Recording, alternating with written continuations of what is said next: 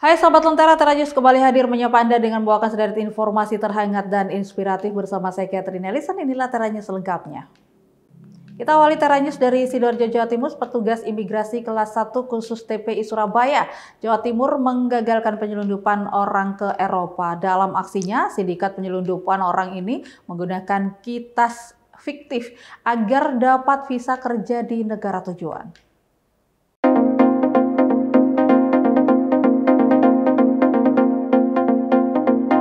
Inilah 9 warga negara asing atau WNA asal Nepal yang diamankan petugas imigrasi kelas 1 khusus TPI Surabaya. Para WNA ini akan berangkat ke negara Eropa melalui Indonesia.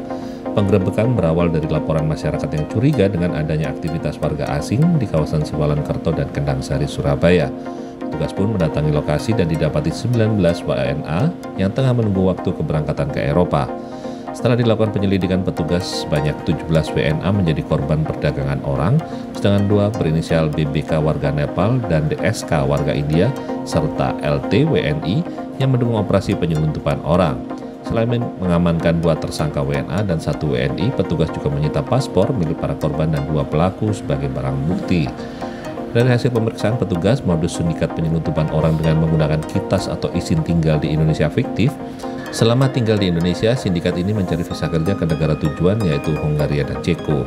Setiap WNA yang akan berangkat ke Eropa transit di Indonesia dikenakan biaya $5.000 dan keuntungan yang diperoleh para pelaku $1.000 per orang. Ya, baik, saya ulangi ya, saya berikan informasi sedikit bahwa memang kejadian ini bermula dari laporan masyarakat dan juga hasil pengecekan lapangan yang ditindaklanjuti oleh pengecekan lapangan oleh anggota kami. Ya, saat itu kami menemukan adanya kecurigaan orang asing pemegang izin tinggal terbatas. Kitas itu artinya untuk menetap di Indonesia yang diduga disponsori oleh perusahaan fiktif. Nah, kemudian setelah kita melakukan penelusuran, ternyata didapati bahwa ke-17 korban ini, warga negara Nepal ini, kita ketahui tidak bekerja sesungguhnya. Jadi kitas itu tidak dipergunakan untuk bekerja, namun hanya untuk sebagai modus operandi untuk bisa mendapatkan visa ke Eropa. Para pelaku akan dijerat Undang-Undang Nomor 6 Tahun 2011 tentang keimigrasian dengan ancaman hukuman 5 hingga 15 tahun penjara. Alan Sori melaporkan untuk Lentera TV. Kita ke informasi selanjutnya. Kepala Kejaksaan Tinggi Jawa Timur meresmikan gedung pelayanan terpadu di kantor Kejari Kabupaten Madiun. Peningkatan pelayanan terhadap masyarakat ini juga mendapat apresiasi dari pemerintah daerah setempat.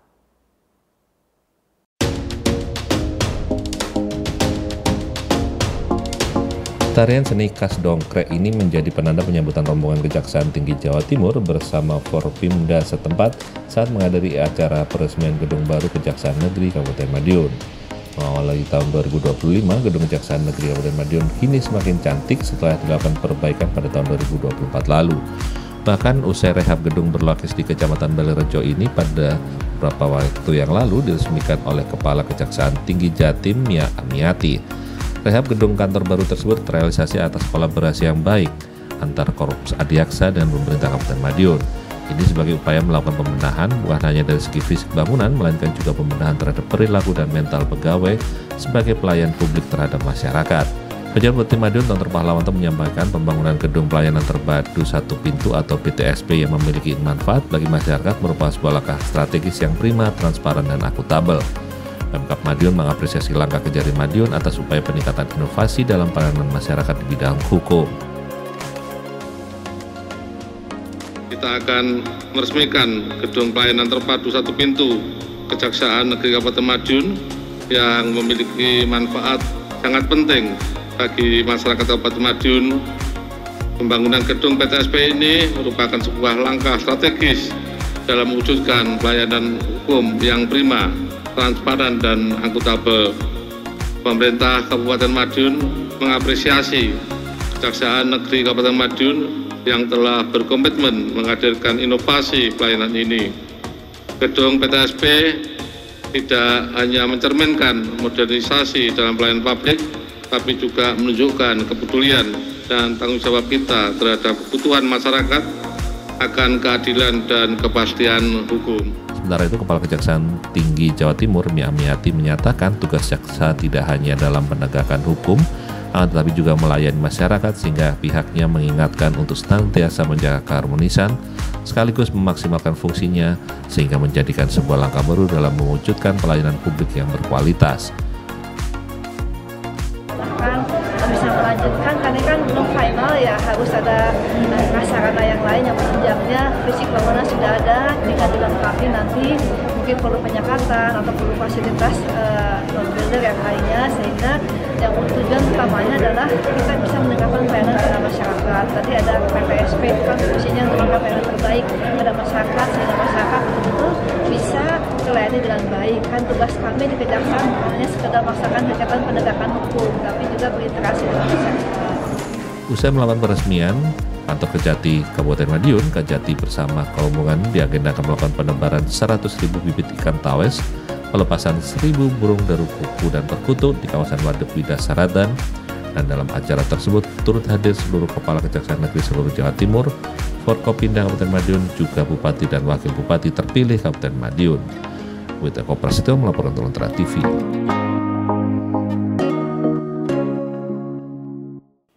Usai jeda kita akan melihat tentang perayaan Tahun Baru Cina oleh para warga Vietnam di Amerika Serikat. Jadi tetap bersama kami di Tera News.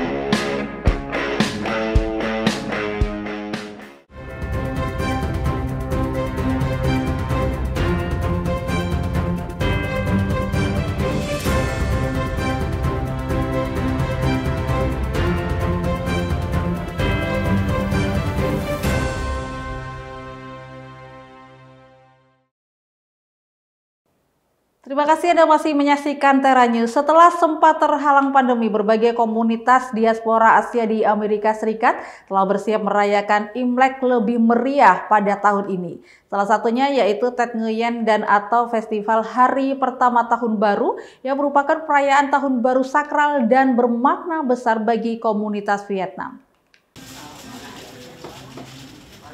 Kue-kue tradisional merupakan salah satu kekhasan perayaan Tet, Tahun Baru Imlek bagi warga keturunan Vietnam. Sesibuk apapun, banyak keluarga di Amerika selalu menyiapkan hidangan tradisional, pelipur rindu kampung halaman. Dạ, tại vì có bánh chưng nấu bánh chưng bằng lửa củi mà, nên tụi nhỏ rất là thích, cũng học được của bà nội.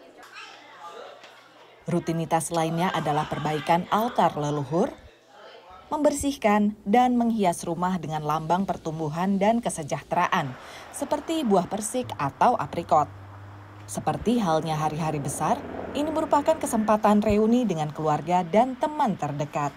Mà khi mình đốt lửa nấu bánh chưng, bánh tét thì trẻ con nó thường hay tụ tập xung quanh đó, nó nướng những cái bánh của trẻ con, cũng chơi rất là vui. Nhất là ở đây mùa Tết thường là mùa trời hơi lạnh nữa, mà khi có cái nồi bánh chưng, bánh tét ấm áp xung quanh đó, trẻ con thích lắm. Dịp Tết nhất, lễ lộc gì này nọ là tụi mình tụ tập lại với nhau. Mục đích tổ chức là cho con cháu, ông bà, cha mẹ có dịp gặp gỡ với nhau, sinh hoạt với nhau, trò chuyện với nhau để mà gắn kết gia đình. Vì vậy mà nó là một cái điều rất có ý nghĩa với gia đình mình. Inflasi membuat harga berbagai barang kebutuhan dan bahan makanan meningkat tahun ini.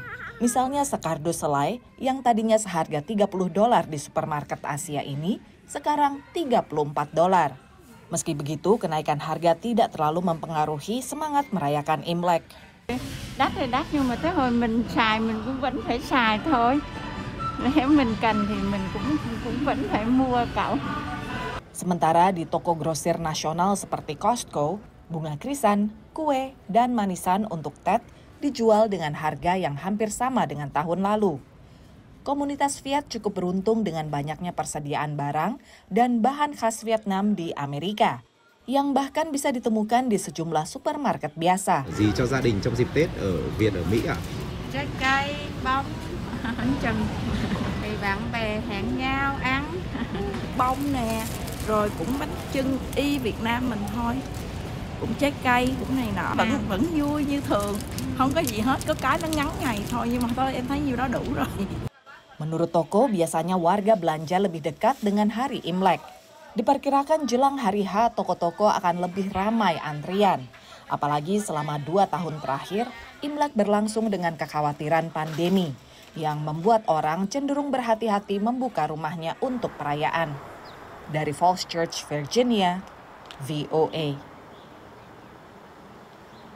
Dominasi drone buatan Tiongkok di pasar Amerika Serikat ternyata cukup kuat. Hal ini akhirnya muncul wacana larangan penjualannya dari Kongres Amerika Serikat dengan alasan keamanan, tapi banyak industri dan sektor ekonomi di Amerika Serikat ternyata bergantung pada drone buatan Tiongkok ini karena lebih murah dan lebih bisa diandalkan. Liputan selengkapnya dilaporkan oleh tim VOA dari Washington DC. Dengan menggunakan drone, seorang petani di North Carolina bisa menebarkan pupuk dengan biaya hampir 1/10 biaya menggunakan penebar pupuk konvensional. Pesawat nirawak yang digunakannya juga bisa menjalani beragam fungsi lain, membuat usahanya lebih ekonomis dan menguntungkan. I think that's one of the best kept secrets right now in agriculture is drone technology. We can fly over a cornfield in season and we can see, is there a problem area? Is it fertility? Is it somebody messed up with chemistry? Do we have soil biology issues where that crop is not growing as well in one area? And we can essentially take that one section out and we can scientifically test it in the laboratory to see what the problem is and actually grow a better food. Drone yang digunakan adalah buatan DJI Technologies, bermarkas di Shenzhen, Tiongkok, dan sedang mendapat sorotan tajam dari anggota Kongres di ibu kota Amerika Serikat. Despite its significant presence, DJI is based in China and it has known ties with the Chinese Communist Party, which represents a national security risk to the United States. As we know, the companies with ties to the CCP operate in an environment tightly intertwined with the Communist Chinese government. Senat akhirnya tak menyertakan larangan drone Tiongkok dalam perundangan final yang disahkan pada Desember. Tapi perusahaan Tiongkok diberi waktu setahun untuk menjamin keamanan penggunaan drone-nya. Chinese manufactured drones are a real and present threat to the security of this country. We ought to stop using them. Use American drones instead. Drones manufactured in China are a source of surveillance, data collection, other kinds of security threats. DJI sendiri merespons positif batalnya larangan drone Tiongkok dalam perundangan yang akhirnya disahkan dan meminta pengguna drone-nya untuk terus berkomunikasi dengan wakil rakyat mereka. You know, we've talked to lawmakers. We work with these drones every single day. I have friends in the industry that do the same thing every single day. And the lawmakers haven't given us a valid reason yet. And I'm not saying they have to divulge all the details, but if there is a true security issue, just say it. If they're going to ban it, if they're going to say that they're bad, tell us why. Because every time that I've talked to a lawmaker, they could do this, they could do that. It's always they could. Menurut Drone Industry Insights, DJI menguasai sekitar 80% pasar drone di Amerika Serikat. Secara terpisah, larangan drone asal Tiongkok juga bergulir di Departemen Perdagangan Amerika Serikat. Sementara sebuah organisasi advokasi penggunaan drone oleh warga sipil, AUVSI, merekomendasikan agar pemerintah tidak berfokus pada larangan impor, melainkan pada investasi terhadap industri drone domestik. Dari Washington DC, saya Nova Purwadi dan tim VOA. Ya, informasi dari Washington DC tadi mengakhiri Tera News saat ini. Anda dapat saksikan kembali tayangan saat ini di YouTube channel kami Lentera TV Media dan website kami lentera.tv. Saya Catherine Ellison, pamit undur diri. Terima kasih dan sampai jumpa.